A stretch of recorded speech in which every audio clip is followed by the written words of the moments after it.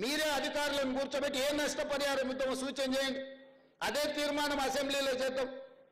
మీరు కాళేశ్వరం మింగడానికి 1,00,000 కోట్లు మీ ఒక్క కుటుంబమే మింగింది కదా.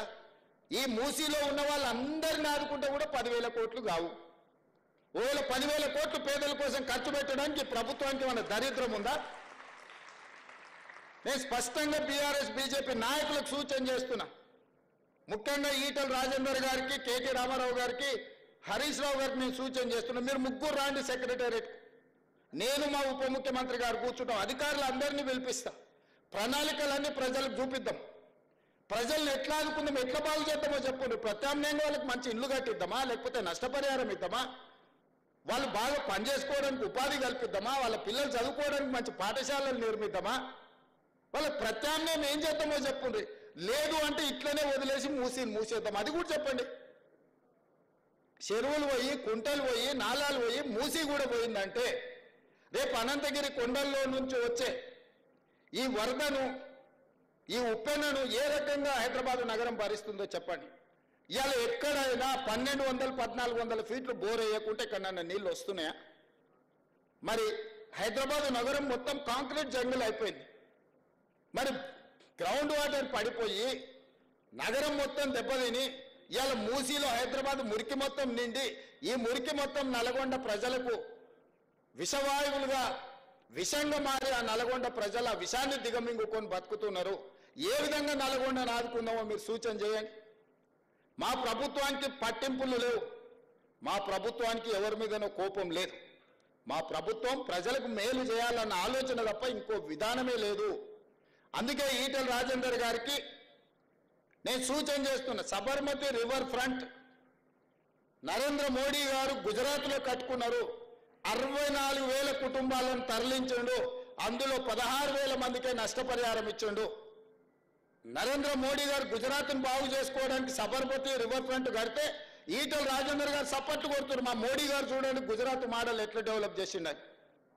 మరి అదే సబర్మతి రివర్ ఫ్రంట్ అట్లాంటిదే మూసీ రివర్ ఫ్రంట్ హైదరాబాద్లో కట్టుకుంటే రాజేందర్కి వచ్చిన కష్టమేంది, దుఃఖమేంది నాకు అర్థం కాలే.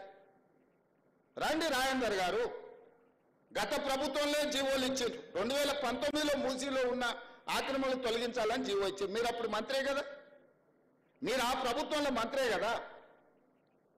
మరి ఈరోజు నేను వాళ్ళకి సూటిగా అడుగుతున్నా, ఏం చేద్దామో చెప్పుండ్రి, ప్రత్యామ్నాయం చెప్పుండ్రి, ఈ పేదలు ఎట్లా ఆదుకుందామో చెప్పుండ్రి. వాళ్ళందరూ ఆస్తులు ఉండిపోయి మూసీలో కట్టుకోలే, వాళ్ళ వాటర్ వ్యూ కోసం కట్టుకోలే, బతకలేని పరిస్థితుల్లో వాళ్ళు అక్కడికి పోయి ఉన్నారు. వాళ్ళు ఎట్లా బతికించుకుందామో చెప్పుండ్రి.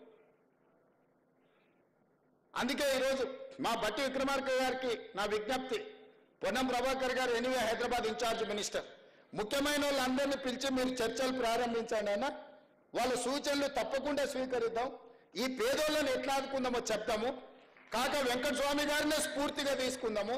హైదరాబాద్ నగరానికి వలస వచ్చి ఉద్యోగ ఉపాధి దొరక్క మూసీలో కలుషితమైన వాతావరణంలో బ్రతుకుతున్న వాళ్లకు ఒక మంచి జీవితానికి, వాళ్ళకు ఒక మంచి వసతులు కల్పించడానికి అవసరమైన ప్రణాళికలు మీరు సిద్ధం చేయండి. ఈ ప్రభుత్వం అది అమలు చేస్తుంది. వాళ్ళు దోపిడీ చేసిన దాంట్లో ఒక 10% పెడితే వీళ్ళ జీవితాలు బాగుపడతాయి. 1,500 కోట్లు ఇవాళ వాళ్ళ బ్యాంకులు ఉన్నాయి, టీఆర్ఎస్ పార్టీ బ్యాంకులు. ఒక 500 కోట్లు ఇయ్యరే, అందరికీ ఇంత తలాయిని వంచి పెడదాము. 1000 ఎకరాలు గజ్వేల్లో ఫామ్ హౌస్ ఉంది. 1000 ఎకరాలలో ఒక 500 ఎకరాలు అందరికీ ఇందిరమ్మ ఇల్లు కట్టిస్తా. అందులో నేను ఇల్లు కట్టించే బాధ్యత నాది. భూదానం నువ్వు చేయి చంద్రశేఖరరావు.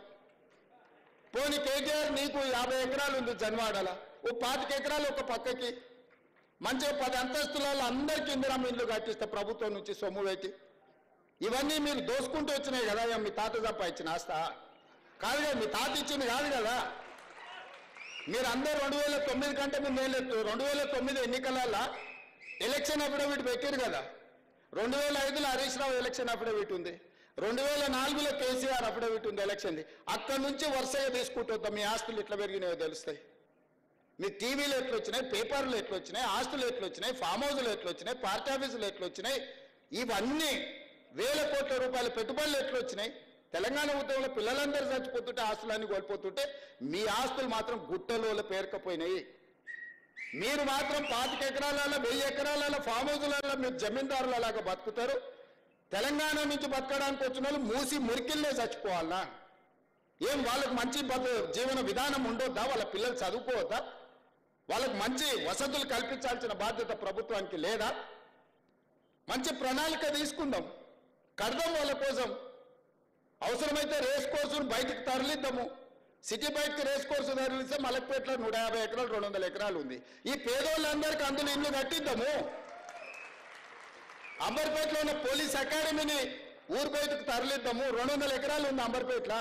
ఆ 200 ఎకరాలలో మూసి నది ఒడ్డు ఉన్న పేదోళ్ళందరికీ మంచి ఇల్లు కట్టిద్దామయా? ఏం ఇదంతా ప్రభుత్వం ఆస్తే కదా. పేదలకు మంచి చేద్దాం, మీరు వచ్చి సూచన చేయండి. దాని మీద ఒక కమిటీ వేస్తాం. దాంట్లో రాజేందర్ను పెడతాం, కేకేఆర్ను పెడతాం, హరీష్ రావును పెడతాం, పొన్నం ప్రభాకర్ గారిని కూడా అందులో పెడతాం. మీరు కలిసి మాకు ఈ సూచనలు. ప్రతిపక్షానికి కూడా ఈ పేదలకు మేలు చేయడానికి ఒక కమిటీ వేద్దాం.